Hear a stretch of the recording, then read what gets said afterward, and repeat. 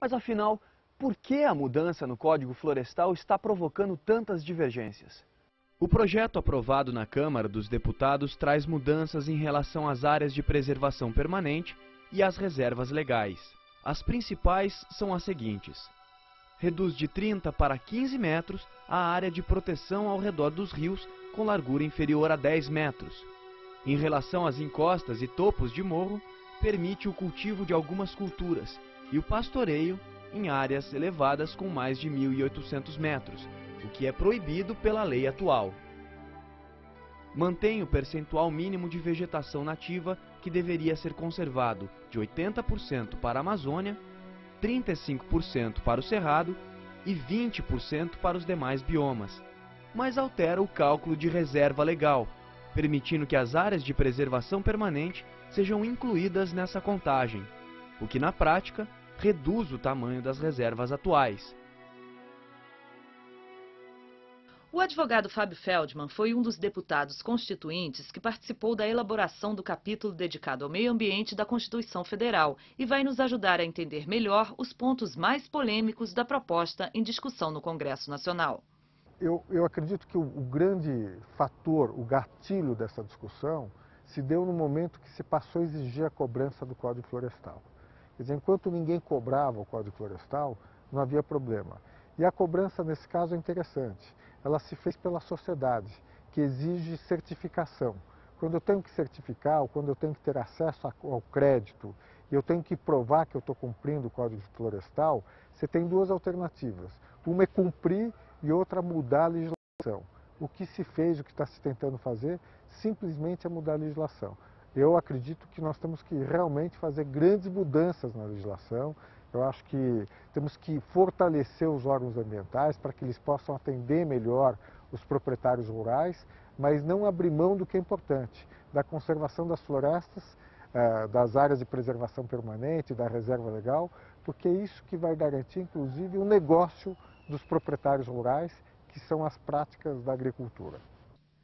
O texto aprovado na Câmara dos Deputados propõe o perdão das multas por desmatamento em áreas de preservação permanente e de reserva legal anteriores a 2008 e não exige a recuperação das áreas desmatadas ilegalmente. Primeiro, anistia, aqueles que não cumpriram o Código atual.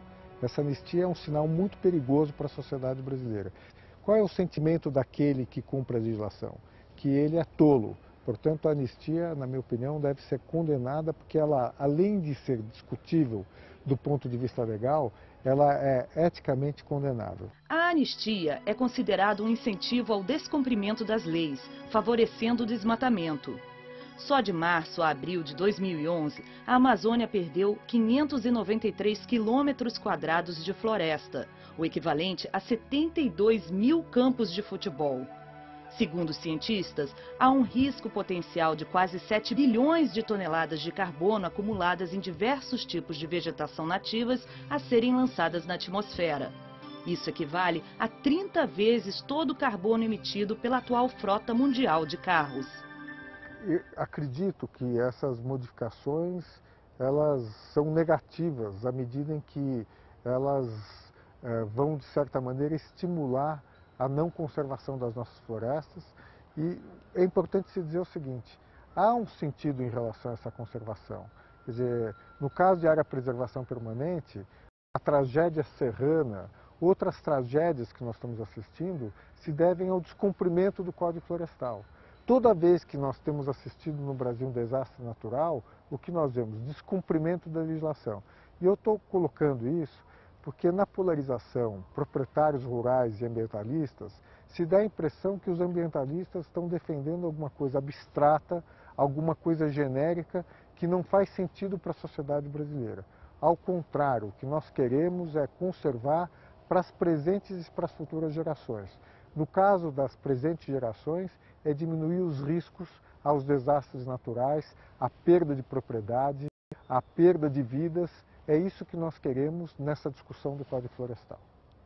Um outro ponto polêmico é a delegação de poder para governos estaduais, com a decisão final sobre o que pode ou não ser plantado para recompor áreas de preservação permanente, como margens de rios.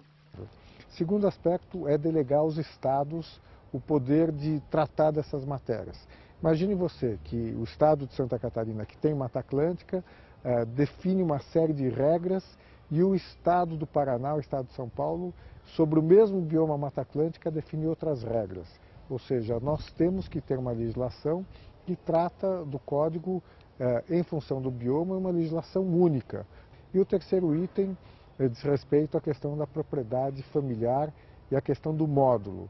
Quer dizer, nós temos que isentar ou temos que ter uma legislação mais flexível para aqueles que praticam agricultura familiar. Esse deve ser o critério e não o critério de tamanho da propriedade. Esse aspecto, na minha opinião, deve ser modificado no Senado e eu acho que o espírito do texto que foi aprovado na Câmara está equivocado. E o outro aspecto também polêmico diz respeito à compensação da PP, área de preservação permanente, na reserva legal. Ou seja, esses são os aspectos que eu espero que sejam refletidos, debatidos no Senado e nós possamos modificar o que foi aprovado na Câmara dos Deputados. Daqui a pouco a gente continua a falar sobre o Código Florestal Brasileiro e as discussões sobre as mudanças na legislação.